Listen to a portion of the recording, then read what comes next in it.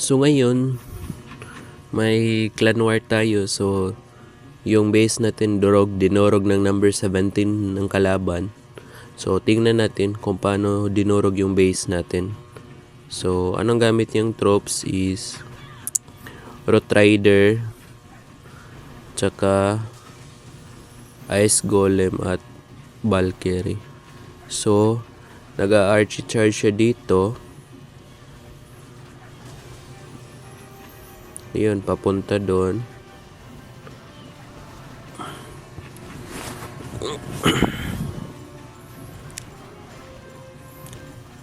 Yun, lumabas na yung bantay ng ating clan castle. Yun.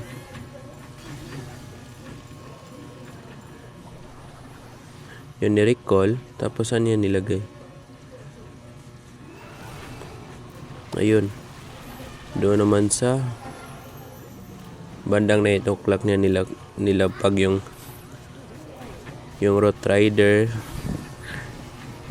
yung Queen, at saka King. Lahat na, nilapag niya doon.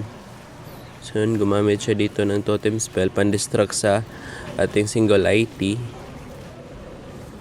Yun, wala na. Dentro plancher din yung ginamit ng siege machine dito. So yun, nagsama-sama pa yung tropes niya dito. Yan, yun, basag ng town hall natin. Wala na.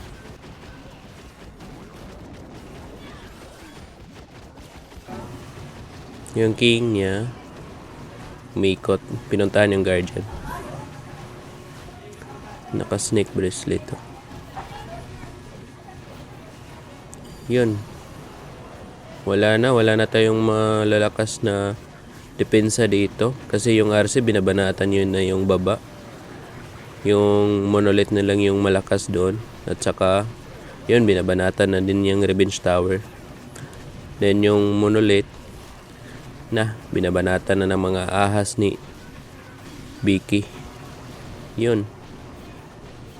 Wala na. Yung Rikoshikano na lang yung wala na, natira. Ayun. Dinorog yung base natin, guys. May revive spell pa siya, ha? So, ni-revive niya yung RC. Tsaka yung RC na yung tatapos dito sa ibang depensa. May buhay pa siyang Root Rider, oh. Dami pa siyang tropes na titira dito. So, yun na, guys. Matic na to. 3 star na to.